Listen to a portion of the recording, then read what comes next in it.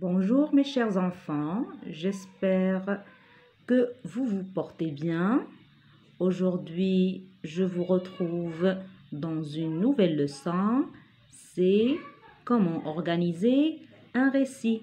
Allons tout d'abord commencer par une lecture de ce petit texte. Boucle d'or chez les ours. Il était une fois une petite fille qui s'appelait Boucle d'or. Un jour, comme elle se promenait au bord du bois, elle découvrit une petite maison et y entra. Elle trouva 3 tables, une grande, une moyenne et une toute petite. Sur chaque table était posé un bol.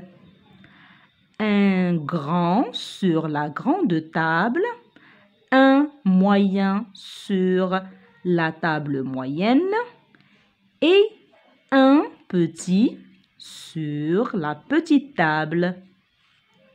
D'abord, elle goûta la soupe dans le grand bol et la trouva brûlante.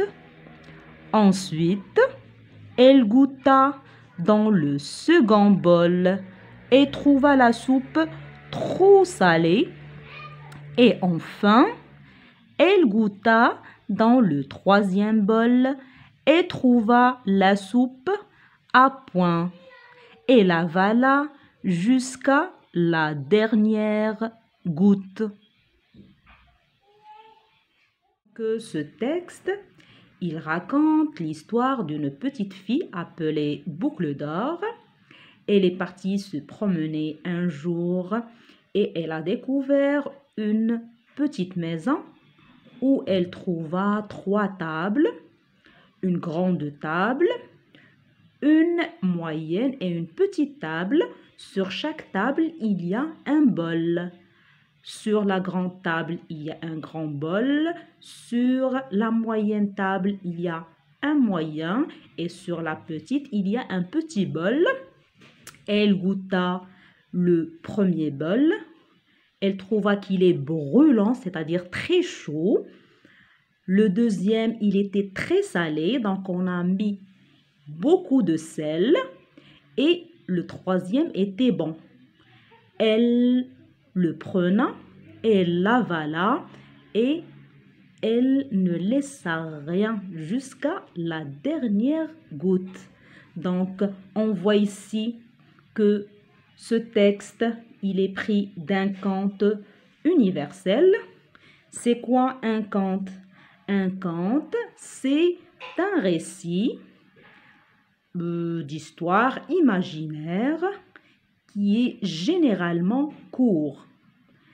Le récit ou bien le conte est synonyme de légende, histoire ou narration. Alors ici, on vous dit ou bien on vous explique comment écrire un récit. Pour écrire un récit, il faut présenter les événements dans l'ordre dans lequel ils se sont déroulés ou bien ils se sont passés. Pour lier les phrases avec des mots de liaison, il y a des mots de liaison pour indiquer le début et des mots de liaison pour dire la suite et des mots de liaison pour la fin du récit. Ici, nous avons dans les débuts, on peut commencer à dire un jour ou bien ce jour-là. Comme dans le texte, on a utilisé le mot un jour ou bien le mot d'abord. Pour raconter la suite, on peut dire le mot puis, ensuite, plus tard. Et pour indiquer la fin ou bien pour terminer le récit, on peut dire enfin, finalement et depuis ce jour, etc. Eh bien, mes chers enfants, nous allons commencer à répondre aux questions du texte. La première question, de quel genre de texte s'agit-il? À quoi le reconnais-tu? Donc, la réponse, c'est un texte, comme on vient de dire, c'est un texte narratif ou bien un conte. Un texte narratif, c'est un texte où on raconte une histoire ou bien il s'agit d'un conte puisqu'on a ici d'après un conte universel. La deuxième question, quel est le personnage de ce récit? Quel est le personnage de ce récit? On parle de qui dans ce texte? On parle d'une fille qui s'appelle Boucle d'Or. Donc, le personnage de ce récit, c'est Boucle d'Or. À quoi servent les mots ou les groupes de mots en gras dans le texte? Les mots en gras, nous avons le mot un jour, d'abord, ensuite et enfin. Donc, comme on a dit tout à l'heure, ce sont des mots de liaison qui servent à mettre en ordre les événements de ce récit.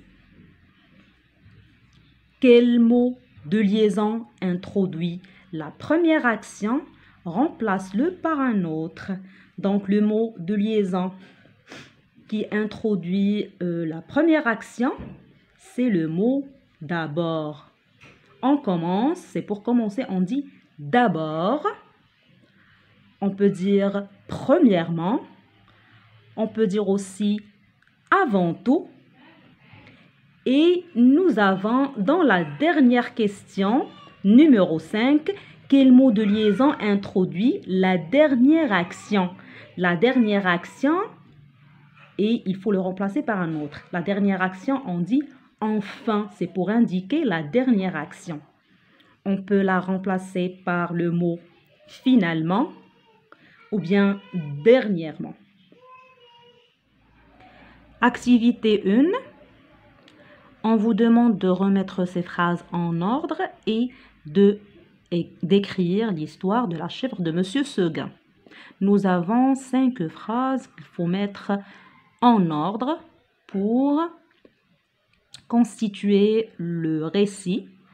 Alors, petit a, un jour, la chèvre voulant s'enfuir, cassa sa corde.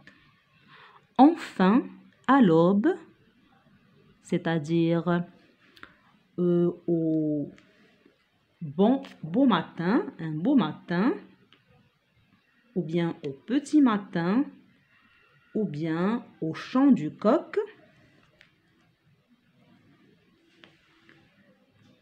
le loup se jeta sur la pauvre chèvre et la mangea. Petit c, Monsieur Seguin était fermier. Un fermier, c'est une personne qui a une ferme. Il s'occupe de sa ferme. On peut dire aussi un paysan ou bien un agriculteur. Il avait dans sa ferme une chèvre qui s'ennuyait. Petit d, à la tombée de la nuit, un loup l'attaqua, mais elle se défendit avec beaucoup de courage. Petit e, ou bien la dernière phrase, puis elle se dirigea vers la forêt où elle passa la journée à gambader toute joyeuse. Gambader, c'est-à-dire bondir, courir, sauter toute joyeuse. Comme nous avons dit tout à l'heure, pour écrire un récit, on utilise des mots de liaison. On commence par le mot un jour. Nous avons ensuite ou bien le mot puis.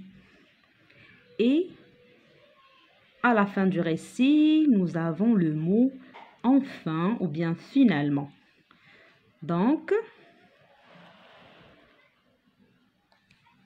ici, nous allons commencer les événements par le mot un jour, puis et enfin. Mais avant, on va commencer par la phrase petit c. Monsieur Seguin était un fermier. Il avait dans sa ferme une chèvre qui s'ennuyait. Ça, c'est la première phrase du récit.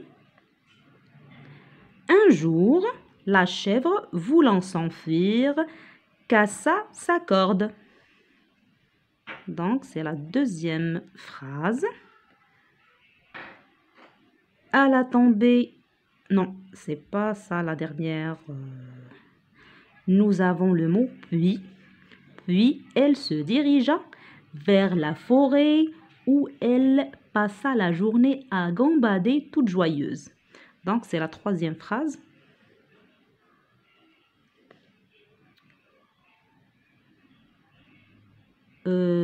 À la tombée de la nuit, donc elle a passé toute la journée à gambader.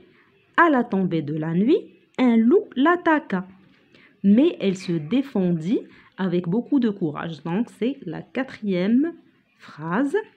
Et nous avons la phrase qui commence par le mot enfin.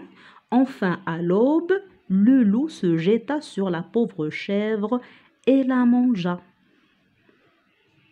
Donc, c'est la cinquième et la dernière phrase. Et nous terminerons cette leçon, mes chers enfants, avec l'activité 2. Ici, on vous demande de numéroter ces images dans l'ordre et d'écrire une histoire sur votre cahier. Alors, pour mettre en ordre ces 4 images, nous allons commencer par la première image. La première image, c'est laquelle ici? C'est celle-là, où la fille, elle balançait sa poupée. Pour l'image numéro 2, nous avons ici la poupée qui est tombée dans l'eau. Et pour la troisième image, nous voyons ici le chien qui saute pour emmener la poupée. Et ici, c'est la dernière image où la fille, elle embrasse ou bien elle prend dans ses bras son chien et sa poupée.